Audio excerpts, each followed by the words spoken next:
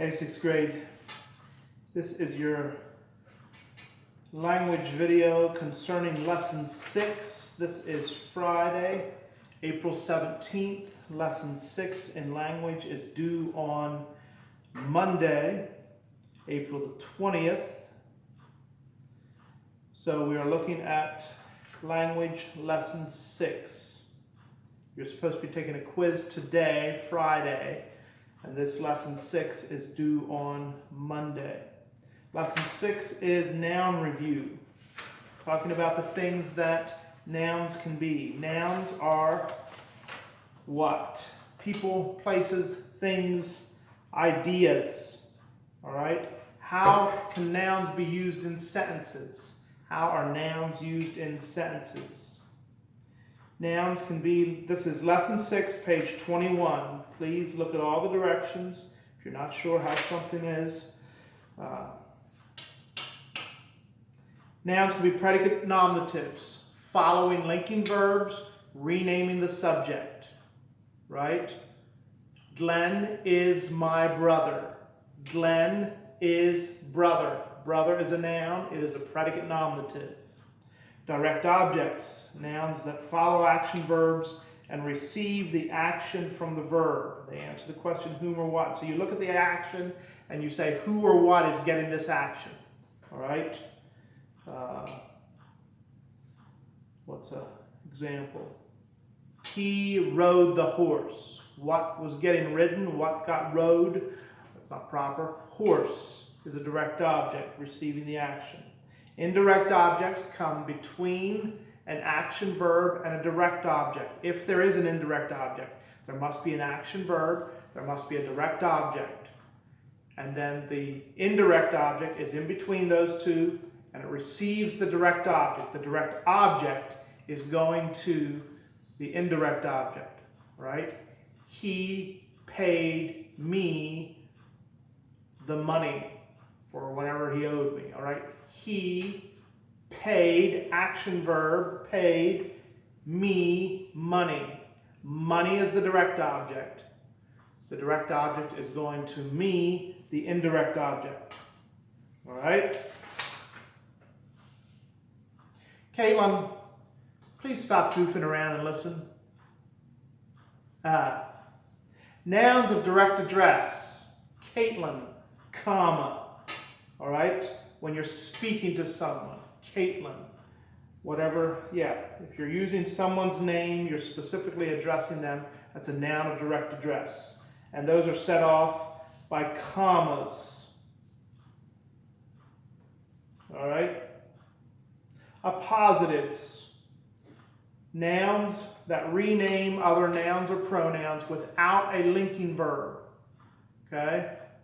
And the only ones that we've looked at so far are ones that rename the subject, but there can be appositives that rename any noun. You can have direct objects with appositives, But an appositive is a noun that renames another noun or pronoun.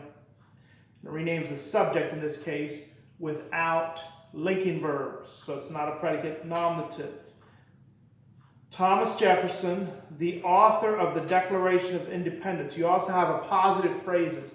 An appositive phrase is the appositive with all its modifiers. Prepositional phrase that modifies it, adjectives, things like that. So you have Thomas Jefferson, the subject, and then you have the author of the Declaration of the Independence.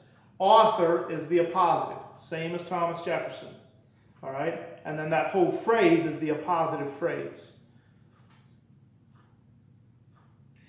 Then it gives you instructions on how to diagram all of this.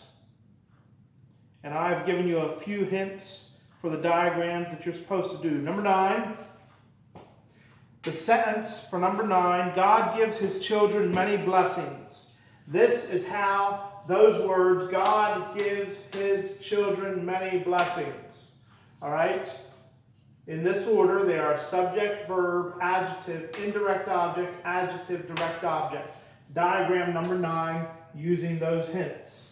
Number 21 is a compound sentence, and that is the diagram for number 21. All right? Check those out. Come back to this video. This video will be dated It will be labeled Language 6. What is today? 17th. April the 7th, 4, 17, 20.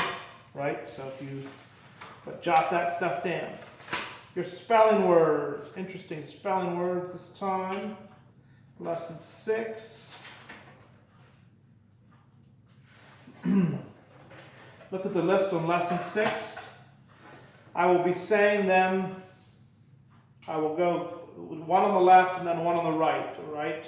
In other words, number 1 is, the first one is advice and advise. The C is advice. The S is advise. I advise you to get good advice. All right? Pitcher, pour something out of a pitcher, and a picture hanging on the wall.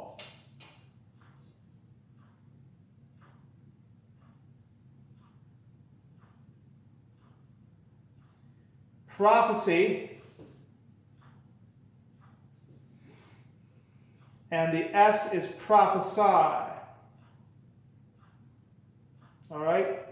I prophesy that this prophecy will come true. Prophecy, the C, that's the C, and prophesy is the S. Hearty and hearty. Hearty has to do with eating a hearty meal or giving actually a hearty laugh or something like that. Hearty has to do with being tough, right? Hearty and hardy. Later and latter. Business and busyness. Okay? That is my business over there. And your busyness, how much busyness. Angle and angel. L-E is angle, E-L is angel. Immigrant, emigrant. You better look those up to see what they are for sure. Desert and desert.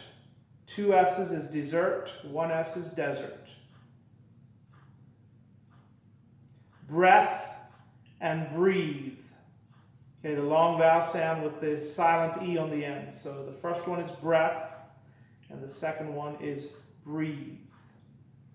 Make sure you have lesson 6 finished for Monday, April the 20th. Thank you very much.